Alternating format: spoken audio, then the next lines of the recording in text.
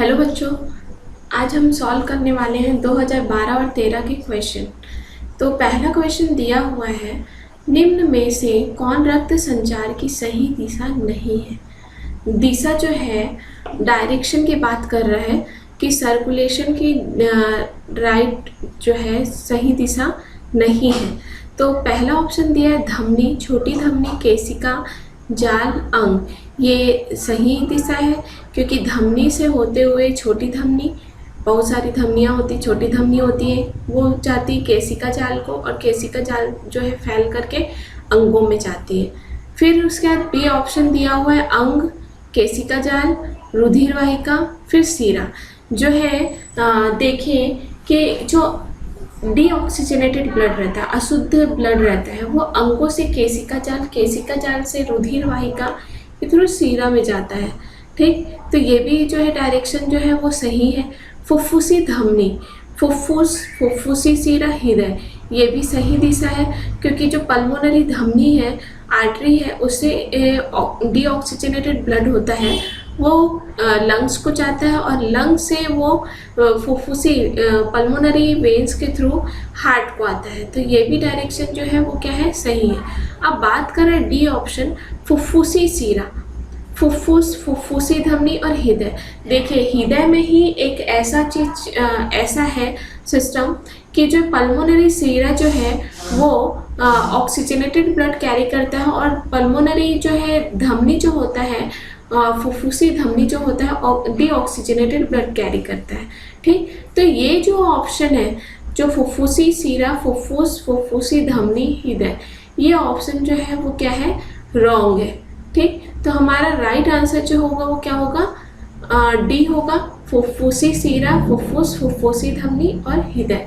जैसे हम यहाँ पर से देख सकते हैं बेटा कि जो है किस तरीके से जो है देख रहे हो कि इन्फेरियर वेना कावा हो गया, सुपीरियर वेना कावा हो गया, ब्लड जो है राइट एट्रियम में आता है, एट्रियम से राइट वेंट्रिकल, और ये जो है पल्मोनरी आर्टरी के थ्रू कहाँ को जाता है, लंग्स को जाता है। पल्मोनरी आर्टरी के थ्रू लंग्स को जाएगा, ये लंग्स को चला गया। कौन, अशुद्ध रक्त जो है वो कहाँ चला गया, लंग्स को चला गया। ठीक है, अशुद्ध रक्त फेफड़ों को चला गया। अब ये जो है शुद्ध, यहाँ पर पंपिंग की प्रोसेस होगी, और पल्मोनरी देख सकते हो आप, रेड ब्लू अशुद्ध रक्त को डिनोट कर रहा है, और रेड जो है वो शुद्ध रक्त को डिनोट कर रहा है। तो ये पल्मोनरी वेन्स के थ्रू शुद्ध रक्त जो है वो लेफ्ट एट्रियम से लेफ्ट वेंट्रिकल, देन ये क्या होगा, एओर्टा के थ्रू होल बॉडी में क्या हो जाता है, सप्लाई हो जाता है। तो ये जो है हमारा ऑप्शन सही होगा क्या, नहीं होगा।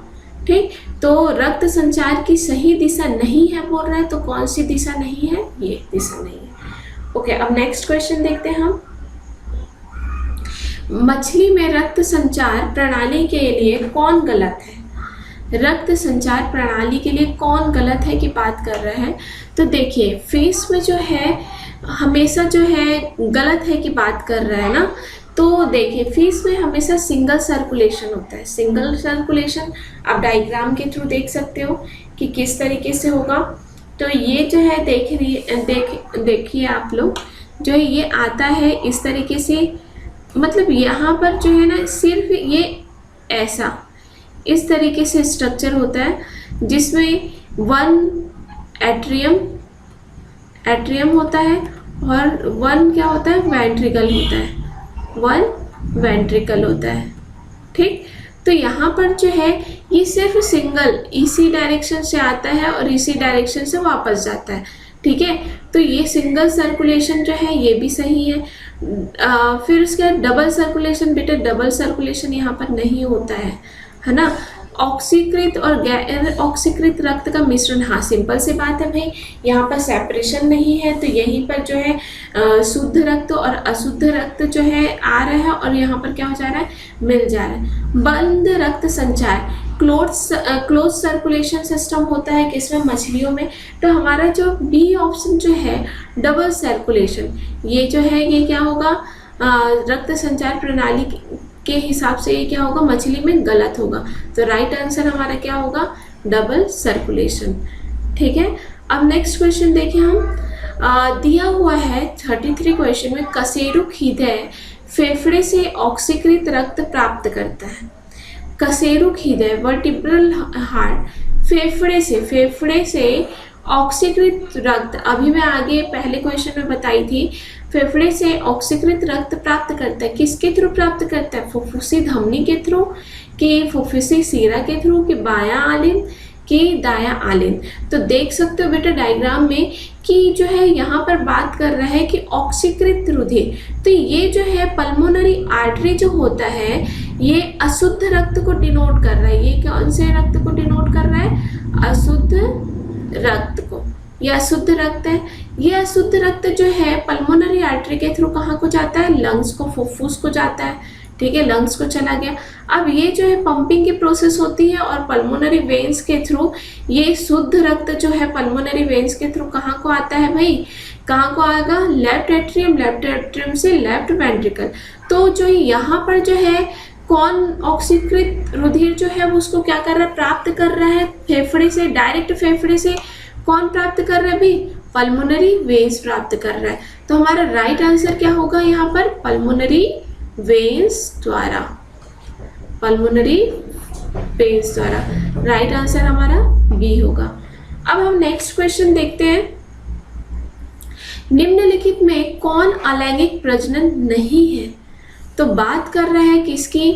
खंडन की, मुकुलन की, पुनर्जनन और निषेचन की। तो सबसे पहले बेटा हम अलैंगिक जनन की बात करते हैं। अलैंगिक जनन होता क्या चीज़ है?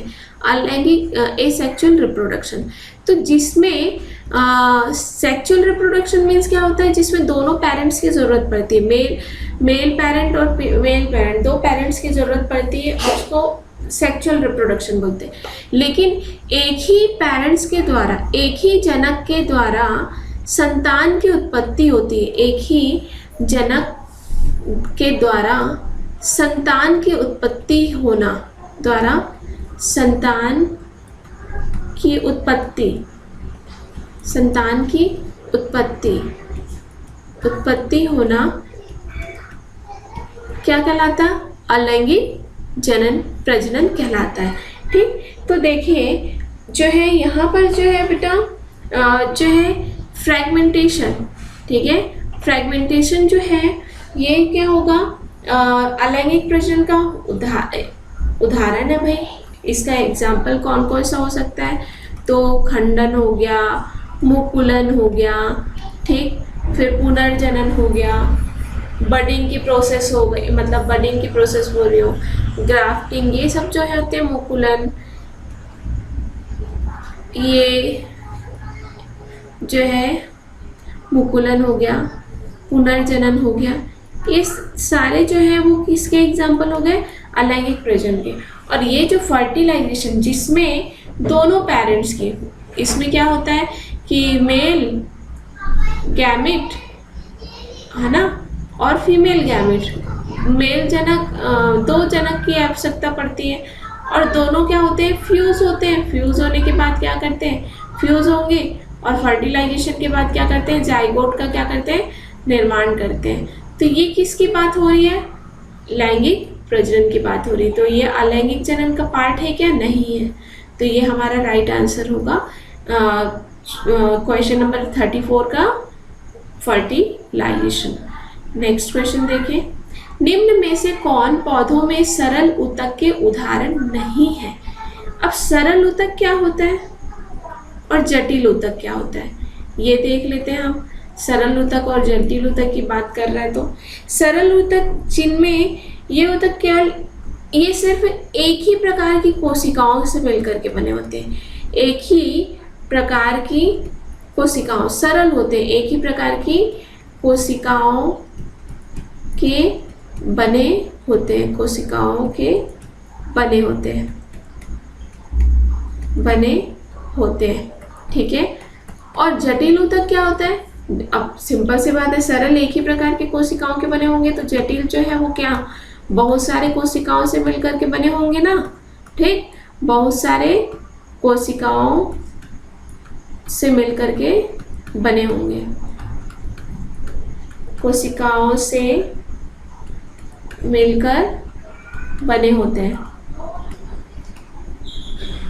मिलकर बने होते हैं। अब बात आती है कि सरल ऊतक के एग्जाम्पल क्या है।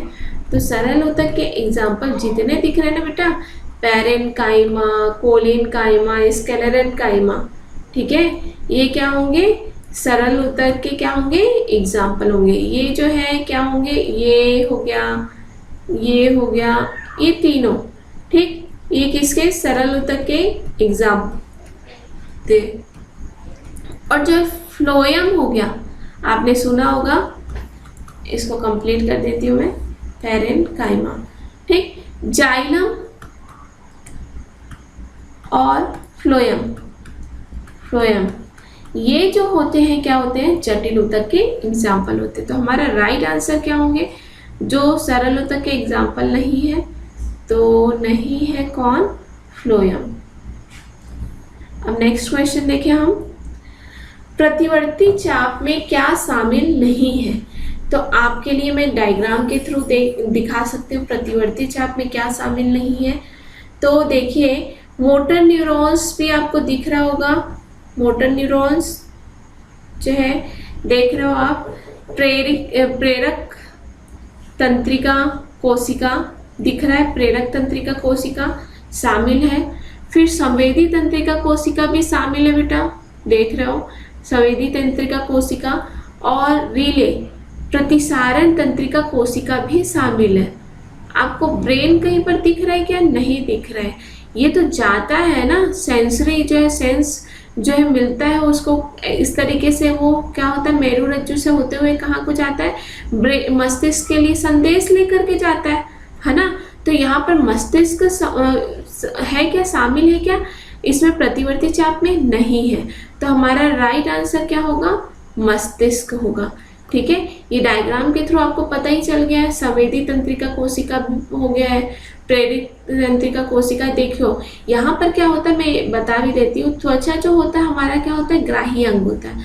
अगर आप हीट है आपको, तो ये हीट जो है प्रेरक तंत्रिका कोशिका के थ्रू जो है संवेदी तंत्रिका कोशिका होता है, हमारा स्किन संवेदी अंग होता है, ठीक। ये प्रेरक तंत्रिका कोशिका के थ्रू हमारे मेरुरज्जु से होते हुए कहाँ को जाता है, मस्तिष्क के लिए संदेश जाता है, और वो जो है ये इनपुट गया, अब वहां पर से क्या होगा, आउटपुट मिलेगा। हम जैसे ही वो आउटपुट ब्रेन तक के गया, तो ये हमारे क्या होगा, वापस आएगा, और वापस आने के बाद जो है ये क्या होगा, जो है तुरंत हम हाथ को क्या कर देते हैं, हटा देते हैं। तो वो क्या मिल गया हमको, आउटपुट मिल गया है, इनपुट गया, आउटपुट मिला, किसके थ्रू मिला, संवेदी तंत्रिका कोशिका, प्रेरक तंत्रिका कोशिका के थ्रू, ठीक है। प्रतिसारण तंत्रिका कोशिका हमारा इधर यहाँ पर प्रेजेंट है, ठीक। तो ये जो है सारे प्रतिवर्ती चाप होते हैं, ये डायग्राम दिया हुआ है। तो ब्रेन जो है इसमें शामिल नहीं होता है, हमारा राइट आंसर क्या होगा, ब्रेन होगा। नेक्स्ट क्वेश्चन देखें हम, तंत्रिका कोशिका में नहीं पाया जाता है। तो हमारे पास डायग्राम ही है भाई तंत्रिका कोशिका का, तो दिया हुआ है, देखिए तंत्रिका कोशिका में नहीं पाया जाता है, तो एक्सॉन तंत्रिकाक्ष देखिए प्रेजेंट है भाई, तंत्रिकाक्ष जो है। फिर डेंड्रॉइड्स द्रुमिका भी प्रेजेंट है, देख रहे हो आप, द्रुमिका भी प्रेजेंट है, तंत्रिकाक्ष भी प्रेजेंट है। फिर एक से अधिक द्रुमिकाएं, भाई एक से अधिक, इस तरीके से देखिए द्रुमिकाएं जो है बहुत सारी इस तरीके से निकली हुई है, तो ये भी हमारा क्या है, प्रेजेंट है। न्यूक्लियाई, कौन से न्यूक्लियाई, तो दो केंद्रक नहीं, यहाँ पर जो है जो कोशिकाएं जो होती है उसमें सिर्फ और सिर्फ एक ही केंद्रक प्रेजेंट होती है, दो केंद्रक प्रेजेंट नहीं होती है। तो हमारा जो है जो नहीं पाया जाता है, एक अगर होता तो पाया जाता है बेटा, और दो की बात कर रहा है तो ये पाया नहीं जाता है, ठीक। तो हमारा राइट आंसर क्या होगा, दो केंद्रक।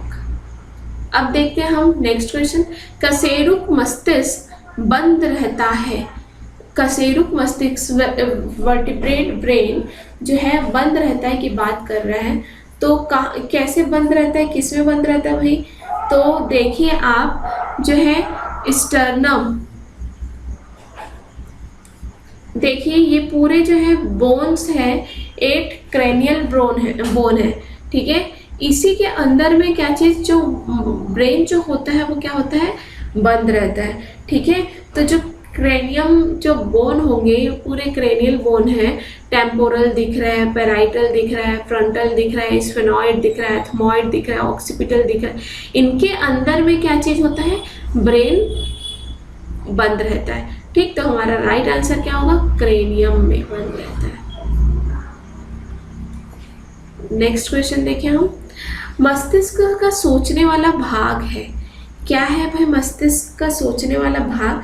तो मस्तिष्क की बात करते हैं ब्रेन, तो हमारा ब्रेन जो होता है 3 भागों से मिलकर के बना होता है, ये तो पता ही होगा। 3 भागों से मिलकर के हमारा ब्रेन जो है वो बना होता है। एक होता है अग्र मस्तिष्क, अग्र मस्तिष्क, दूसरा होता है मध्य मस्तिष्क,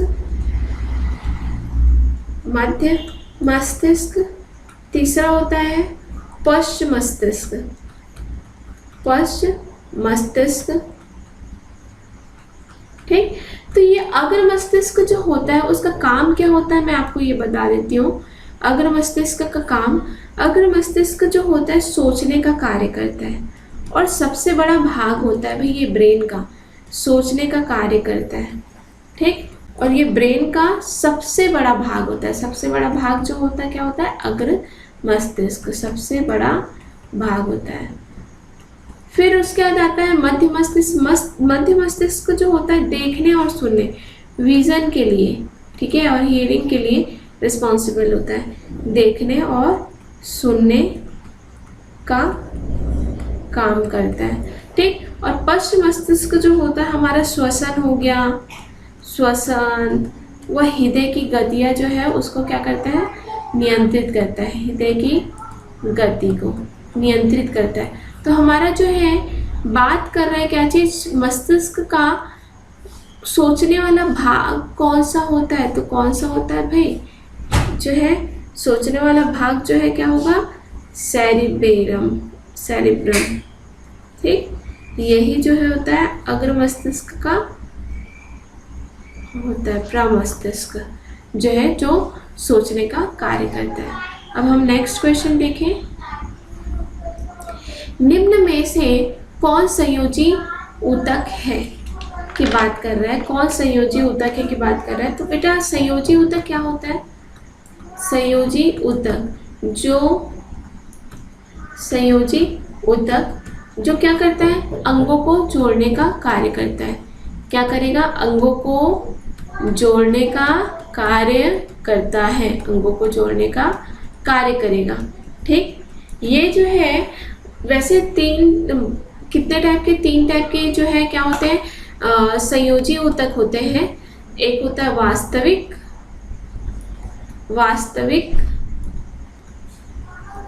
दूसरा होता है कंकाली ऊतक, और तीसरा होता है क्या चीज? तरल ऊतक। तो तरल ऊतक का एग्जाम्पल होता है क्या चीज? जो है क्या होगा? ये तरल ऊतक के एग्जाम्पल जो होता है रुधिर, ब्लड, रक्त, लिम्फ। ठीक, वैसे ही कंकाली ऊतक के एग्जाम्पल पता ही होगा आपको, बोन्स हो गया, कार्टिलेज हो गया, कार्टिलेज। ठीक, तो ये जो है, तो यहाँ पर बात कर रहा है कि कौन? तो हृदय पे से नहीं होगा, रेखी पे से नहीं होगा, और हमारा जो है संयोजी ऊतक कौन होगा भाई? तो कौन होगा? जो है रक्त। ऑप्शन डी जो है राइट आंसर होगा। नेक्स्ट क्वेश्चन देखें। विभिन्नताएं जिन पर प्राकृतिक चयन कार्यरत होता है, वेरिएशन जिन पर प्राकृतिक चयन कार्यरत होता है। तो देखिए जो है एक्वायर्ड, हेरिडिटी दिया हुआ है, इन्वायरमेंटल दिया है, न्यूट्रिशन नहीं होगा, इन्वायरमेंटल भी नहीं होगा क्योंकि ये तो हो जाएगा आपका वेरिएशन एक्वायर्ड में आ जाएगा। ठीक, ये भी नहीं होगा। हमारा राइट आंसर क्या होगा? हेरिडिटी। ठीक, जो कि किस पे? जिन पर प्राकृतिक चयन कार्यरत होता है, नेचुरल सेलेक्शन, अनुवांशिकी। ठीक, तो राइट आंसर हमारा क्या होगा? अनुवांशिक। नेक्स्ट क्वेश्चन देखिए हम। शैवाल का संबंध होता है। तो शैवाल क्या होता है, पहले हम ये चीज़ देख लेते हैं। एल्गी, एल्गी क्या होता है, शैवाल। तो बेटा ये एक सरल जीव होता है ना, ये एक सरल जीव होता है। ये क्या करता है, अधिकांश जितने भी एल्गी होते हैं वो क्या होते हैं, फोटोसिंथेटिक होते हैं। मतलब फोटोसिंथेसिस की क्रिया के द्वारा क्या करते हैं, फोटोसिंथेसिस की क्रिया के द्वारा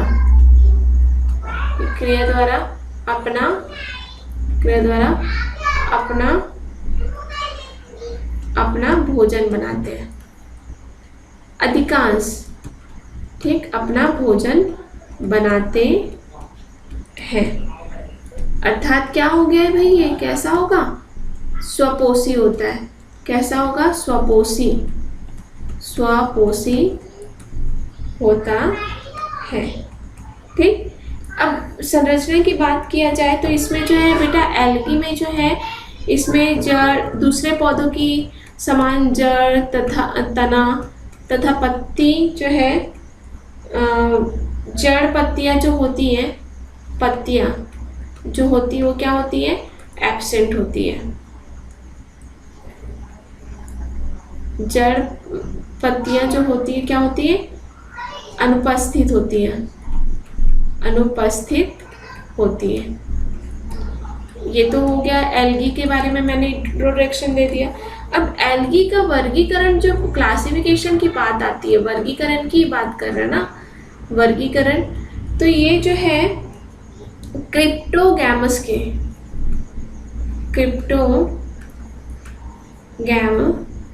के थैलोफाइटा